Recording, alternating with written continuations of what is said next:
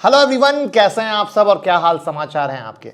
आज मॉर्निंग में जब मैं उठा तो हमारी टीम ने इंस्टाग्राम के जो भी लोग हमें फॉलो करते हैं उनका एक डीएम बताया कि एक सर हैं संजीव सर, उन्होंने मैसेज किया कि सर मैं रियल एस्टेट में इन्वेस्टमेंट करना चाहता हूं, लेकिन मेरे पास उतनी कैपिटल नहीं है कि एक ही बार में मैं लाखों करोड़ों रुपए लगा के शुरू कर सकूं। और हमेशा आपकी वीडियो में सुनता हूं कि आपको एज अ सेकेंड इन्वेस्टमेंट के तौर पर रियल एस्टेट पसंद है, तो प्लीज़ कुछ हमें भी बताएं कि जिसके थ्रू हम स्मॉल इन्वेस्टमेंट में कर सके।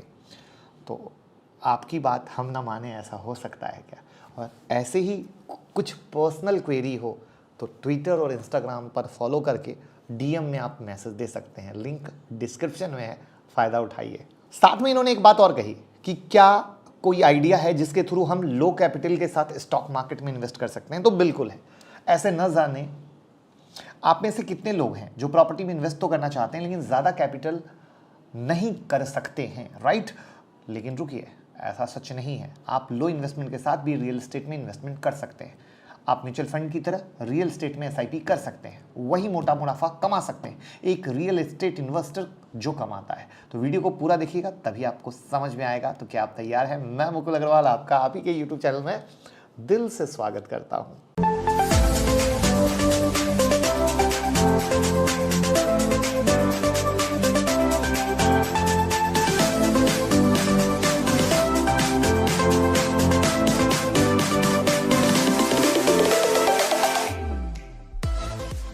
तो आज हम रियल एस्टेट इन्वेस्टमेंट के जिस तरीके के बारे में बात करना चाह रहे हैं वो है रेट, यानी रियल एस्टेट इन्वेस्टमेंट ट्रस्ट। तो आइए सबसे पहले जानते हैं कि रियल एस्टेट इन्वेस्टमेंट ट्रस्ट है क्या चीज़। तो इसमें इन्वेस्ट करने के क्या बेनिफिट हैं ये भी हम आपको बता देते हैं। तो रियल एस्टेट इन्वेस्टमेंट ट्रस्ट या रीट रियल एस्टेट प्रॉपर्टी में इन्वेस्टमेंट करने का एक माध्यम है। और रीट का कॉन्सेप्ट काफ़ी हद तक म्यूचुअल फंड की तरह काम करता है। जिस तरीके से म्यूचुअल फंड इन्वेस्टर से इकट्ठे किए गए पैसे को स्कीम, जो पैसे इकट्ठे होती है ना, उसको स्कीम के गोल या मोटिव के अनुसार स्टॉक मार्केट, बॉन्ड, गोल्ड आदि में इन्वेस्ट करते हैं, उसी तरीके से रीट इन्वेस्टर के पैसे को सिर्फ रियल एस्टेट प्रॉपर्टी में इन्वेस्ट करते हैं। यानी कि रीट में इन्वेस्ट करके इन्वेस्टर प्रॉपर्टी के मालिक बने बिना ही रियल एस्टेट में इन्वेस्टमेंट का और मोटे रिटर्न का फायदा उठा सकते हैं। रीट में कोई नया कॉन्सेप्ट नहीं है, इसका इतिहास काफ़ी पुराना है। पहली बार 1960 में अमेरिका में शुरुआत हुआ। डेवलप्ड कंट्री में रीट इन्वेस्टमेंट का एक बेहतरीन विकल्प बन के आया और अब धीरे धीरे भारत में भी ये पांव पसार रहा है। Real estate investment trust real estate property जैसे कि रेजिडेंशियल, कमर्शियल, इंडस्ट्रियल, होटल आदि में इन्वेस्ट करते हैं और किराए के रूप में, साथ ही पूंजी में जो प्राइस हाइक होती है उसे इन्वेस्टर में बांट देते हैं। तो रीट को सेबी रेगुलेट करता है, ठीक स्टॉक मार्केट की तरह। सेबी ने रीट के लिए ही कई सारे रूल रेगुलेशन बनाए हैं, जैसे रीट को अपने फंड का 80% पूरी तरीके से तैयार और किराए वाली प्रॉपर्टी में इन्वेस्ट करना पड़ता है। ऐसा इसलिए ताकि रीट को रेगुलर इनकम मिल सके और इन्वेस्टर को दे सके और प्रॉपर्टी भी डंप ना हो। इसके अलावा अकॉर्डिंग टू सेबी रीट को अपनी इनकम का 90% यूनिट जो है होल्डर यानी शेयर होल्डर में बांटना पड़ता है। ये डिविडेंड इंटरेस्ट के रूप में यूनिट होल्डर को पैसा बांट देते हैं।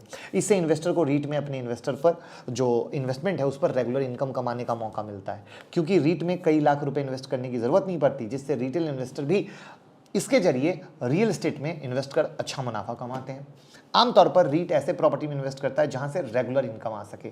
एक रीट को इन्वेस्टर के पैसों को ऐसी प्रॉपर्टी में इन्वेस्ट करना होता है जो पहले से ही किराए या पट्टे पर दी हुई हो और आसानी से दी जा सके। इस तरीके से होने वाली आमदनी का कम से कम 90% हिस्सा इन्वेस्टर को डिविडेंड में आ जाता है, क्योंकि अधिकांश रीट स्टॉक मार्केट में लिस्ट है, इसलिए इसमें लिक्विडिटी की समस्या होती नहीं है। साथ ही साथ यदि इन्वेस्टर इंटरनेशनल रीट में इन्वेस्ट करता है तो रुपए के मुकाबले डॉलर की कीमत में हाइक होने पर उन्हें और भी ज्यादा फायदा मिलता है। अब रीट को फंड मैनेजर मैनेज करते हैं। यदि कोई प्रॉपर्टी कम लाभकारी साबित होती तो उसे बेचकर बेहतर प्रॉपर्टी में इन्वेस्ट कर सकते हैं। यदि एक रीट फंड ऑफ फंड में होने वाले कैपिटल गेन पर लगने वाले टैक्स की बात करें तो 3 साल से अधिक समय तक इन्वेस्टेड रहने के बाद यदि आप यूनिट को बेचते हैं तो उस पर इंडेक्सन का लाभ मिलता है और 20% की रेट से long term capital gain tax चुकाना पड़ता है, जो कि इन्वेस्टमेंट के बहुत से दूसरे विकल्प के मुकाबले कम है। Short term capital gain investor की इनकम में जुड़ जाता है और उस पर इन्वेस्टर के टोटल इनकम के बेसिस पर इनकम टैक्स चुकाना पड़ता है। तो आई होप आप समझ चुके होंगे कि रीट क्या है और कैसे काम करता है। वहीं पर एक चीज़ और बता दूं, डीमेट और ट्रेडिंग अकाउंट का लिंक डिस्क्रिप्शन में है। आप अकाउंट ओपन करें, भाई को प्यार दें, आज आपके पास डीमेट और ट्रेडिंग अकाउंट होना ज़रूरी है, तभी तो आप ट्रेड कर पाएंगे और मुनाफा कमा पाएंगे।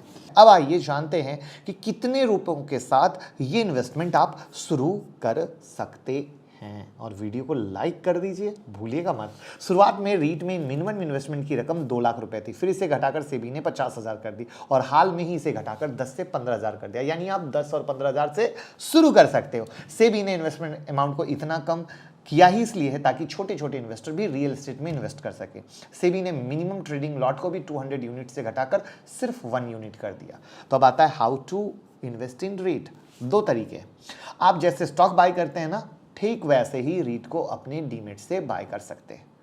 करेंटली स्टॉक मार्केट में 3 कंपनियां लिस्टेड हैं। एम्बेसी ऑफिस पार्क रीट, जिनका करंट प्राइस जिस दिन मैं शूट कर रहा हूं 393 के पास, mind space business park REIT 350 के पास, Brookfield Indian real estate trust जो 336 के पास। अगर हम स्टॉक के 1 साल के रिटर्न की बात करें तो एम्बेसी वाले शेयर ने 21% का रिटर्न, माइंड स्पेस वाले ने 24% का, ब्रुकफील्ड ने 30% का रिटर्न दिया। वहीं अगर हम फिजिकल फॉर्मेट में प्रॉपर्टी के प्राइस के पिछले 1 साल के रिटर्न की बात करें तो ये 1 साल में 11% का रिटर्न दिया। तो एक नज़र से देखें तो रीट में इन्वेस्टमेंट करना एक बेहतर डिसीजन है, क्योंकि रिटर्न भी अच्छे मिल रहे हैं और इस बात की सिक्योरिटी भी है कि आपके पैसे रियल एस्टेट में लगे।